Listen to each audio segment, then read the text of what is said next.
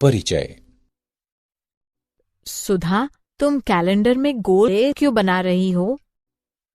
इन दिनों मेरी कक्षा परीक्षाएं हैं। मुझे अपनी नोटबुक में इन तिथियों को नोट करना है। क्या इनके पूरक दिनों में तुम्हारी कोई परीक्षा नहीं है? पूरक? इसका क्या अर्थ है? ओह, पूरक, क्या तुम नहीं जानती हो? नहीं। आओ, मैं तुम्हें समझाऊंगी।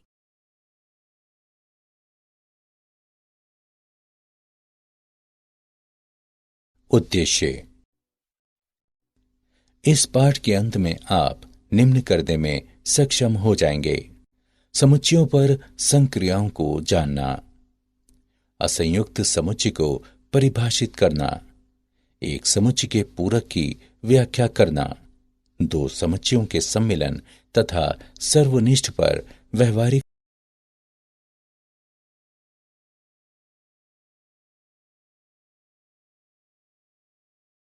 समुच्चयों पर संक्रियाएं यानी सर्वनिष्ठ। दो समुच्चयों ए तथा बी का सर्वनिष्ठ ऐसा समुच्चय है जिसमें वे अवयव सम्मिलित हैं जो ए के तथा बी के अवयव हैं। सर्वनिष्ठ के लिए हम इस प्रतीक का उपयोग करते हैं। उदाहरण, यदि ए बराबर 3, 4, 6, 8 तथा बी बराबर 1, 2, 3, 5, 6, तब ए सर्वनिष्ठ बी बराबर 3, 6। अब इस आरेख को देखें। ये छायांकित भाग ए सर्वनिष्ठ बी को दर्शाता है।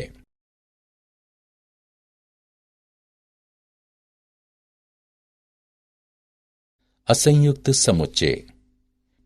दो समुच्चयों को असंयुक्त कहा जाता है यदि उनका कोई भी अवयव उभयनिष्ठ न हो, अथवा हम कह सकते हैं कि दो समुच्चय A1 तथा A2 असंयुक्त हैं यदि उनके सर्वनिष्ठ वो हैं जहां फाई एक रिक्त समुच्चय है।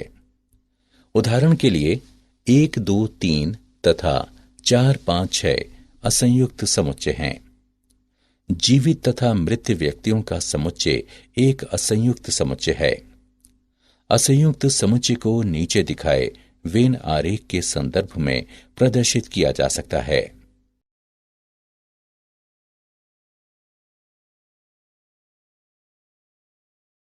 सर्वनिष्ठ संक्रियाओं के गुणधर्म। सर्वनिष्ठ एक क्रम विनिमय संक्रिया है। ए सर्वनिष्ठ बी बराबर बी सर्वनिष्ठ ए, ये एक सहचर्य संक्रिया है। ए सर्वनिष्ठ बी सर्वनिष्ठ सी बराबर बी सर्वनिष्ठ ए सर्वनिष्ठ सी। वितरण या बंटन नियम सत्य है। ए सर्वनिष्ठ बी सम्मिलन सी बराबर ए सर्वनिष्ठ बी सम्मिलन ए सर्वनिष्ठ सी। फाई तथा यू का नियम।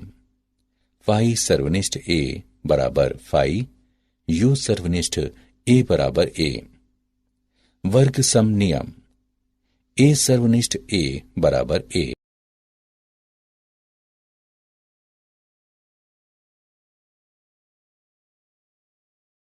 समुच्चयों पर संक्रियाएं। अंतर। समुच्चय ए तथा समुच्चय बी दिए गए हैं। समुच्चय ए में से समुच्चय बी के समुच्चय का अंतर ऐसे अवयवों का समुच्चय है जिसमें ए के सभी अवयव हैं लेकिन बी का कोई अवयव नहीं है। हम ए घटा बी लिख सकते हैं। इस वेन आरेख को देखिए। यह हमें दो समुच्चयों S1 तथा S2 का अंतर दिखाता है। इस आकृति पर एक पार्श्व दृष्टि डालें। BDEG केवल ए के अवयव हैं, इसलिए ए घटा बी बराबर BDEG। नोट करें कि यद्यपि AFC अवयव ए के अंतर्गत है लेकिन हमने इन्हें ए घटा बी में सम्मिलित नहीं किया है क्योंकि हमें समुच्चय बी में कुछ भी नहीं लेना है। कभी कभी एक वेन आरेख में देखने की अपेक्षा दोनों समुच्चय के अवयवों को लिखना अधिक आसान हो सकता है। तब हम उन अवयवों को अंग्रेजी के मोटे अक्षरों में दिखाते हैं जो ए में है लेकिन बी में नहीं है। ए बराबर B D E G A F C, B बराबर K H U A F सी।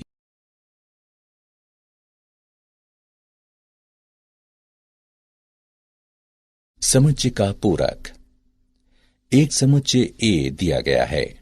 ए का पूरक समुच्चय सार्वत्रिक समुच्चय यू के उन सभी अवयवों का समुच्चय है जो ए के अवयव नहीं हैं। हम पूरक को निम्न के रूप में लिखते हैं।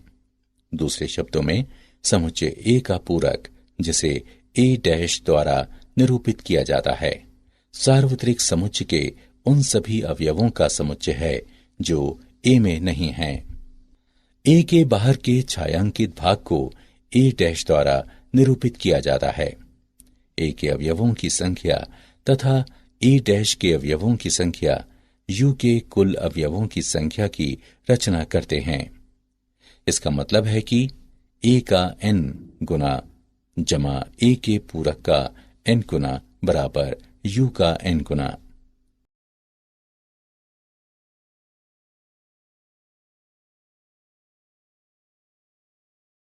पूरक के उदाहरण। इस आकृति पर एक दृष्टि डालें। डी तथा एफ यू में हैं, किंतु वे ए में नहीं हैं, इसलिए ए का पूरक बराबर डी एफ।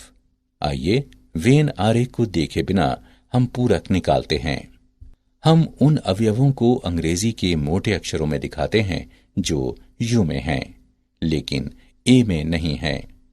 ए बराबर ए बी सी, यू बराबर A B C D F. अतः ए का पूरक डी तथा एफ हैं।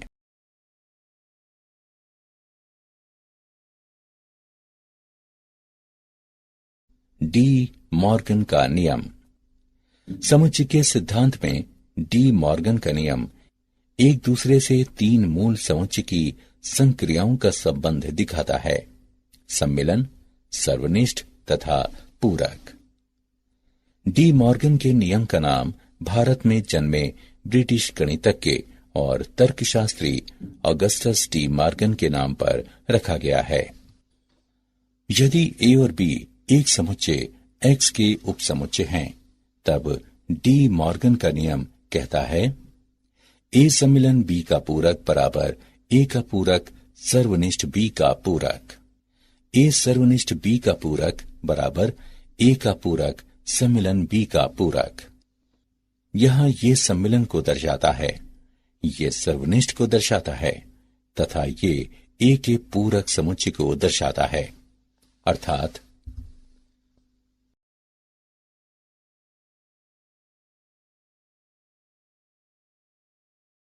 दो समुच्चयों के सम्मिलन तथा सर्वनिष्ठ पर व्यवहारिक समस्याएं। माना कि ए तथा बी परिमित समुच्चय हैं। यदि ए सर्वनिष्ठ बी फाई के बराबर है, तब ए का n गुना सम्मिलन बी बराबर ए का n गुना जमा बी का n गुना। ए का n गुना सम्मिलन बी बराबर ए का n गुना जमा बी का n गुना घटा ए सर्वनिष्ठ बी का n गुना। यदि ए बी तथा सी परिमित समुच्चय हैं, तब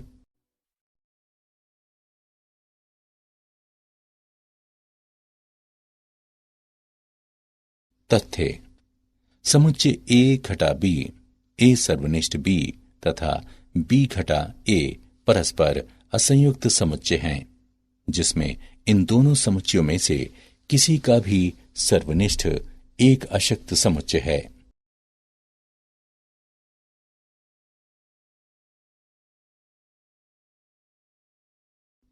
क्या आप जानते हैं वर्णनात्मक समुच्चय सिद्धांत वास्तविक रेखा के उपसमुच्चयों का तथा और अधिक सामान्य तौर पर पॉलिश रिक्त स्थानों के उपसमुच्चयों का अध्ययन है।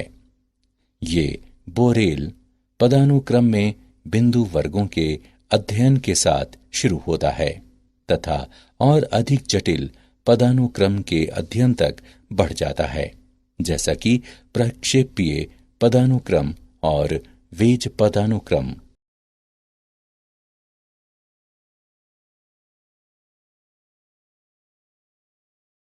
सारांश। आइए हमने जो कुछ सीखा है उसे संक्षेप में दोहराएं। दो समुच्चयों ए तथा बी का सर्वनिष्ठ उन सभी अवयवों का समुच्चय है जो उभयनिष्ठ हैं।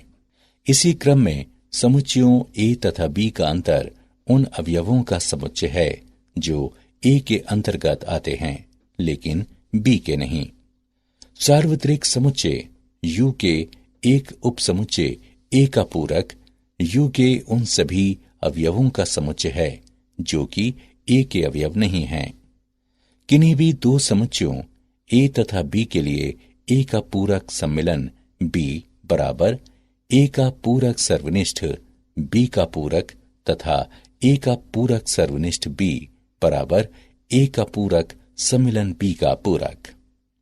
यदि ए तथा बी इस तरह एक परिमित समुच्चय हैं कि ए सर्वनिष्ठ बी जो कि फाई के बराबर है, तब ए सम्मिलन बी का एन गुना बराबर ए का एन गुना जमा बी का एन गुना।